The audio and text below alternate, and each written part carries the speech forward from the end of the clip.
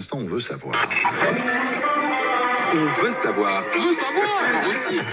Et une question posée par un auditeur, qu'est-ce qui s'est vraiment passé à Roswell dans la zone 51? On va accueillir Pascal Fechner, rédacteur en chef de Maybe Planet, un média qui étudie le paranormal sous toutes ses formes. Il sera à Avignon au Salon du Paranormal ce samedi 30 pour une conférence au Parc des Expositions. Bonjour Pascal. Bonjour Bruno, bonjour à tous. Bonjour Pascal. Bon, c'est quoi l'histoire de Roswell, la zone 51, qui depuis d'ailleurs est devenue un vrai lieu de pèlerinage pour les illuminés en tout genre aux États-Unis? Alors c'est vrai que tu soulèves déjà une première vraie question parce qu'il n'y a aucun lien entre Roswell et la zone 51, malgré ce qu'on croit, puisque Roswell c'est 1947 et la zone 51 ne sera créée qu'en 55 et à peu près à 1000 km de Roswell. D'accord. Donc rien à voir en vrai. Aucun lien, mais il n'y a aucun lien en fait. Ouais. Donc c'est une première vraie question. Ouais. Alors bon, l'affaire de Roswell en fait, ça avait coûté la place à un animateur de télé qui avait diffusé un truc à l'époque où on voyait un faux extraterrestre. Une fausse autopsie, quoi. Ouais, c'est un ça, truc complètement pété. Alors, c'est vrai qu'au Roswell, il y a eu quelque chose, puisque début juillet, un éleveur de bétail qui s'appelle William Brazel va retrouver dans son champ une multitude de débris qu'il ne va pas réussir à identifier.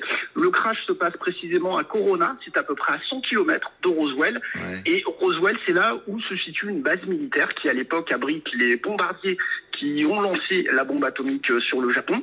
Donc, cet éleveur va contacter les militaires qui vont venir sur place le 7 juillet et qui vont ramasser ces débris qu'ils n'arrivent pas à identifier.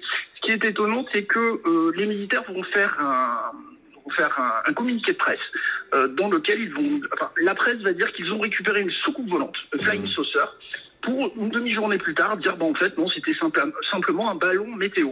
Roswell part de là. Dans les années 1947, c'est une journée, mais l'affaire ne va ressortir qu'en 1980. Mais pourquoi elle ressort en 80 l'affaire? Alors en fait, elle ressort en 80 puisqu'un ufologue assez célèbre qui s'appelle Stanton Friedman donne une émission de radio et lors de cette émission, l'animateur va lui dire « Écoute, contacte cet ancien militaire, Jesse Marcel, qui apparemment a des choses intéressantes à dire. » Et Jesse Marcel, c'est pas n'importe qui puisque c'est un des militaires qui se sera rendu sur la zone en 1947 pour récupérer les débris. Et lui va raconter à Stanton Friedman que les débris qu'il a récupérés n'avaient rien d'humain, que les capacités de ces matériaux ne pouvaient pas être faits par les militaires ou par quelques technologies terrestres qui soient à l'époque. Mais ça veut dire qu'on s'est basé sur la parole d'un gars, quoi. Ouais. Ouais, tout à fait, tout à fait. Donc c'est ça le Comme truc. souvent en ufologie. Bah oui, c'est ça le truc. Pascal, merci beaucoup d'être passé ce matin sur Fun Radio. À très bientôt. Belle Bisous. journée. Ciao, ciao.